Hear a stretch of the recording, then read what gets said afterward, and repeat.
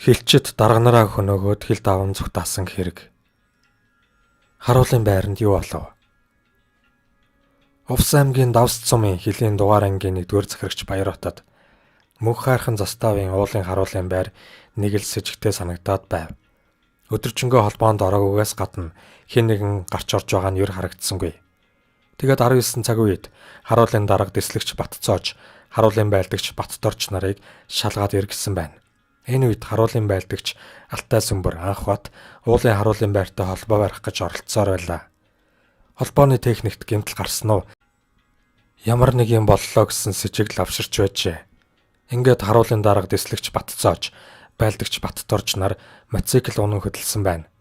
Харуулын байрны хаалга салхин савлан ямар нэг хүн байгаа шинж тэмдэг мэдэгдсэнгүй. Харуулын байрны цэрэг дарга нарыг нэрээр нь дуудсан ч хариу өгсөнгүй. Байлдагч Баттторч бууга цэнэглэн цонхоор нь шагаавал бүдэг гэрэлт заставын орлогч дарга дэслэгч Лувсан шарав нүүр нь цус олчихсан хэвтэж байгаа харагджээ. Мөн наад талын орон дээр цуснд будагдсан хэн нэгэн хэвтгэж. Ингээд тэд дотгошоо оролгүйгээр ангийн 1-р захирагч Баяротод заставын орлогч дарга дэслэгч Лувсан шарав ам өргөцсөн байдалтай байна. Бас наад талд нь цуснд холилдсон хүн байх шиг байна хэмээн мэдээлжээ. Хэрэг гарсан газрыг яаралтай хамгаалтанд авч хил хамгаалах ерөнхий газар, аймгийн цагдаагийн газар, прокурорын бүрэлдэхүүнд мэдэгдсэн байна. Мөн хил орчмын газруудыг хүчлэн хамгаалах тушаалж иржээ. Төвөөс ажлын хэсэг гарч хэргийн газар ирвэл мөнх хайрхан заставын орлогч дарга дэслэгч Лувсан шарав хилийн харуулын дарга ахлагч одуулт нарын амнасыг хөнөөсөн байлаа. Цогцост хийсэн тэмдэглэлээс үзвэл 30 орчим насны эрэгтэй хүний цогцсны толгойн дагдсны хуух язарсан, гавлиас өөрмөг болсон, цөмөрсөн, дохооны үеийнээс 5 см зайд 0.7 см дуурга хар өнгөтэй шарх үүссэн. 25 орчим насны эрэгтэй цогцос олон тооны дуурга шархтай байлаа гэжээ. Энэ хоёр цогцос хөнжил дотор байхаас гадна дотоочноос өөр хувцасгүй байжээ.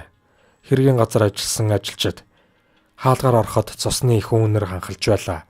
Энд тэндгүй бууны сумны нүх гаргасан байна лээ. Талигачдын цогц цуснд будагдсанаас гадна танигдахын аргагүй болжээ хэмээн өгүүлсэн байдаг аж.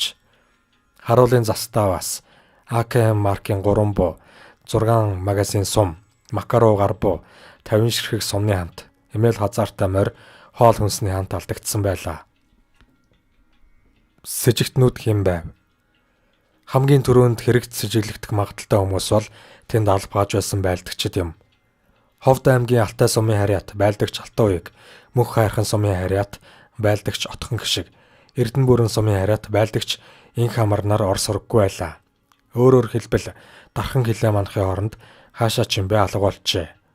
Эдгээр 3 цэргийн тухайд Алтан уяг сэргэлэн хинэггүй би хаасайтай атман цэрэг бол Инх амар 8 хай гулчгар цэргийнхний хэлээр гоожур байсан гин. Харин Отхон гişгийн хувьд онгороо сагсуу цэргийнхний хэлснээр далдгануур байсан юм билээ. Гуруула баг боловсралтайгоос гадна арх уух дуртай байжээ. Хэргийг шалгах ажлын хэсгээр 3 байлдагчийг дээрхүү амны хэргийг үлдээд ойд нуугдсан хилд авсан гэх мэт таамгуудыг дэвшүүлсэн байна. Яг энэ үед 3 байлдагч тагны нурууг давж байлаа. Тэгээд ойролцоох айлын цуслан гэмээр газар очиж хоол хийн идээд унтахаар хэвтсэн байна. Тэдний хувьд Монгол улсын хилээр давах асуудал биш байлаа.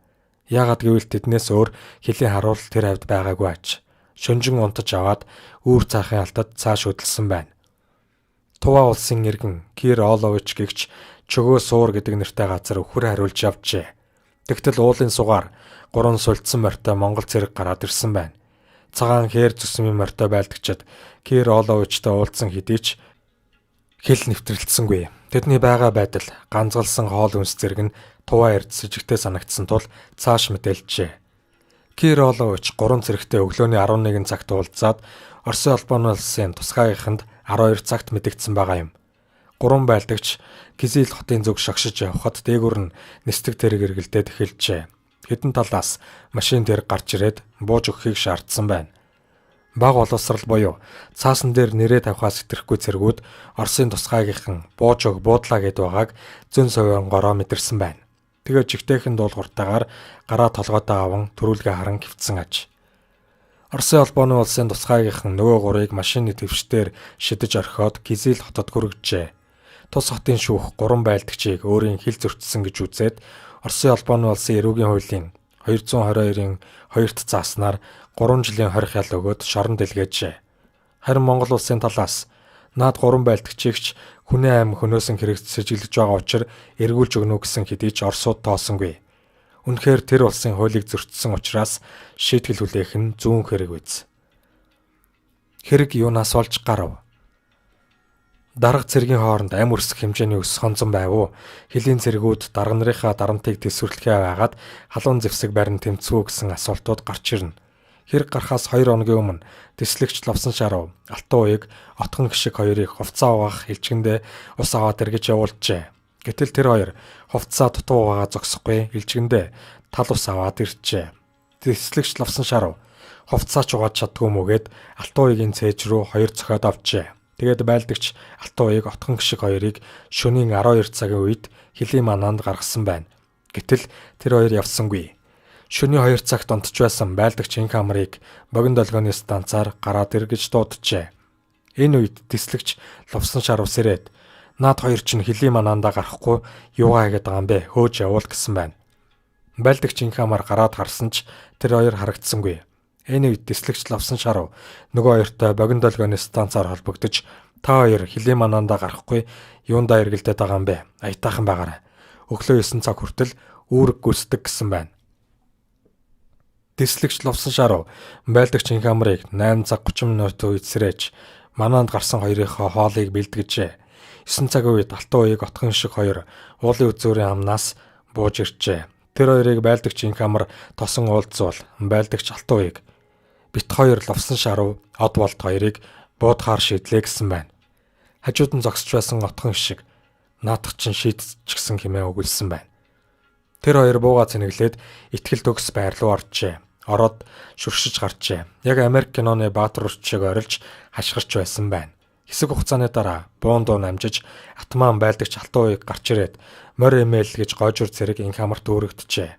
Мөн далдгануур байлдагч отхон гişгийг хүнс цуглуулахыг тушаасан байна. Яг энэ үед харуулын дарга ахлагч одуулд муухай дууржээ. Байлдагч Алтан уяг мөн авч чинь өхөөг байгаа мүү хэмээн гүн орж буугаад чигнуулсан гин. Инх хамар аль хэдийн сейфнээс буу сум гаргаад бэлтчихсэн байв. Мөн богино долгионы станцаар давс цумын хилэн ангаас наагуурчин тайван өгөхөд байлдагч инх хамар нам тайван гэсэн байна. Хэрэг хуучирдаггүй, хээл өмхирдэггүй гэсэн үг бий. Уулын харуулын 3 байлдагч Оросын холбооны улсын хил зөрчсөн хэрэгээр 1 жил 2 сар суусны эцэст суллагджээ.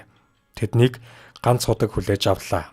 Эдгээр хэлчтэйг Монгол улсын эрүүгийн хуулийн тусгай ангийн 89-р зүйлийн 89-ийн 2, 150 дугаар зүйлийн ангийн 150-ийн 2, 153 дугаар зүйлийн 153-ийн 2, 279 дугаар зүйлийн 279-ийн 1, 175 дугаар зүйлийн 175-ийн 2 гих зэргээр яллах дүгнэлт үлджээ. Анхан шатны шүүхээс яллагдагч Алтан уягт 25 жил, отхон гişигт 20 жил хоригдох ял оноожээ. Харин яллагдагч инх хамрыг бусдын хүчинд автсан гэж үзээд хэргийг нь хэрэгсэхгүй болгосон гин. Улсын дээд шүүх 2010 оны 11-р сард хэргийг авч хэлцээд дээрх шийдвэрийг хэвээр нь баталсан байна.